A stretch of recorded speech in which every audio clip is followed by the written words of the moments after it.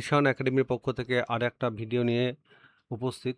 দেখো, তোমাদের একটা সিরিজ চলছে, তোমরা প্রত্যেকে জানো এবং প্রত্যেকে সেটা প্র্যাকটিস করছো। সেটা হচ্ছে 600 ভার্বের যে সিরিজ, সেটা আজকে পার্ট নাম্বার হচ্ছে 5। তো এই আজকে শিখবো আমরা 81 থেকে 100 পর্যন্ত। তোমরা জানো যে এই টেন্স শেখার জন্য এগুলো কত গুরুত্বপূর্ণ, এবং আজকে আমরা শিখবো এবং 1 থেকে 80 থেকে 100 পর্যন্ত, এবং এর পরবর্তী পার্ট 5 আসবে, যেটা 100 থেকে আসবে 120টা। কিন্তু আজকে আমরা শিখবো মোট 20টি ভার্ব, এবং সেটা 81 থেকে 100 নম্বর পর্যন্ত।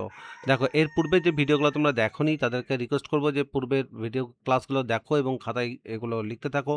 তাহলে তোমাদের এইগুলো টেন্স শেখার জন্য খুব কাজে লাগবে। আর টেন্সের ভিডিও যারা দেখছো এবং টেন্সের ভিডিওর সঙ্গে যারা রিলেট করে যারা পড়ছো, তারা তো এগিয়ে যাচ্ছ কোনো নিঃসন্দেহ। কথা না বাড়িয়ে আমরা সরাসরি চলে যাবো ভার্বে। 81 নম্বর ভার্ব আছে বার্ন। বার্ন মানে পোড়ানো, কোনো কিছু পোড়ানো ইংরেজিতে বার্ন। এটা burned, burned, burning, Burns.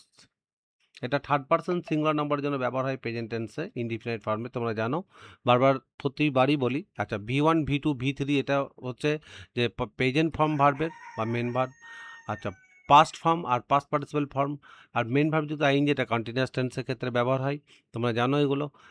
Main ভার্বের সঙ্গে এস বা ইএস যোগ করলে যে ফর্মটা তৈরি হয় সেটা আমরা দিয়ে দিয়েছি। তো এগুলা প্রতিটি ভিডিও বলি, আমি এই ভিডিওতেও বলে দিলাম, এই ক্লাসটাতেও বলছি। 82 নম্বর হবে ওয়ার্ক। ওয়ার্ক মানে কাজ করা। Worked, worked, working, works. Ask মানে জিজ্ঞাসা করা। আস্ক মানে হচ্ছে জিজ্ঞাসা করা। Asked, asks, asking, asked. Arrive মানে পৌঁছানো। Arrived, arrived, arriving, arrives. Allow মানে অনুমতি দেওয়া। Allowed, allowed, allowing, allows. তো এই সঙ্গে জানিয়ে রাখি যে আগের ভিডিও সবথেকে যে আগে পাঠিয়েছিল খাতা সুন্দর করে বানিয়ে, অনুষ্কা জ্ঞানদাস কান্দারা থেকে। তো এরপর এই ভিডিও দেখে যারা খাতা বানাবে তাদের আমি নাম এবং তাদের খাতাটা শুধু শো করবো পরবর্তী ক্লাসে। কারণ যারা দ্রুত পাঠাচ্ছে আর কি, পাঠিয়েছে তো অনেকেই, খাতা করেছে অনেকে, কিন্তু যে প্রথম দিতে পারবে আমি তার নামটা এখানে বলবো, পাশাপাশি তার খাতাটাকে পরবর্তী ভিডিওতে শো করবো। কেমন? নেক্সট, অ্যান্সার মানে উত্তর দেওয়া।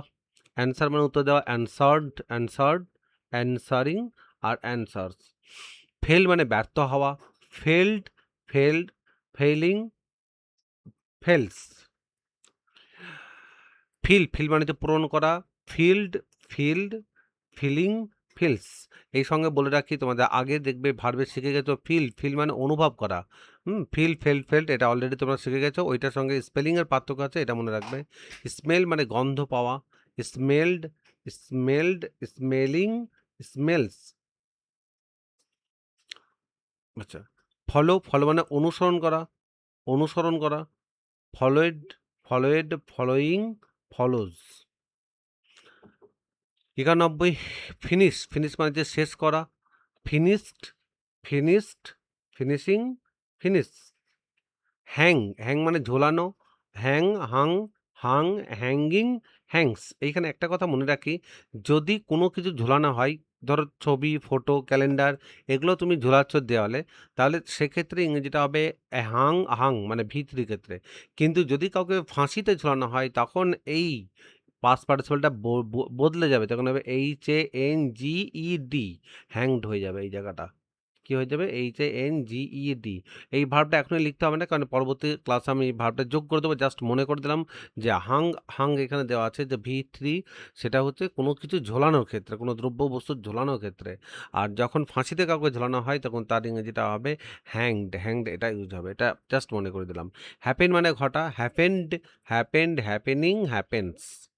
হেট মানে ঘৃণা করা। Hated, hated, hating, hates. আচ্ছা, হেল্প মানে সাহায্য করা। Helped, helping, helps. হিট মানে আঘাত করা। Hit, heating, hits. হোপ মানে আশা করা। Hopped, hoping, Hopes. শেক মানে নড়ানো। আমরা হ্যান্ডশেক করি, মানে হাতে হাত দিয়ে হাতটা নড়ায় না, সেখানে হ্যান্ডশেক যেমন বলি, তেমন শেক মানে যে নড়ানো। শুক, সেকেন্ড, শেকিং, সেক্স। জাম্প মানে লাফানো। Jumped, jumping, jumps. কিল মানে হত্যা করা। Killed, killing, kills.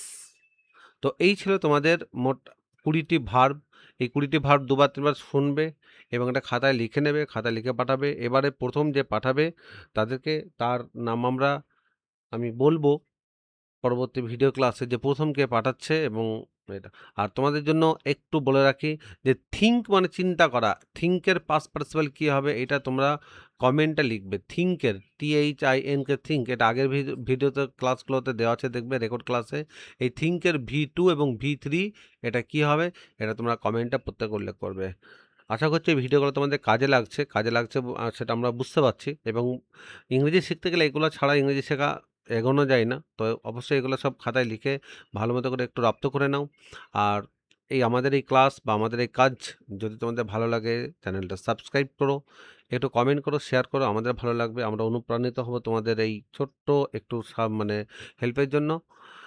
তো পরবর্তী যে ক্লাসটা আসছে সেটা হচ্ছে পার্ট 5 এইটা পার্ট 5 অলরেডি হয়ে গেল। পরবর্তী হয়তো পার্ট 6 এ আসবে তোমাদের জন্য। মানে যখন আমরা ১০০ থেকে ১২০টি অলরেডি এটা পার্ট 5 হয়ে গেছে।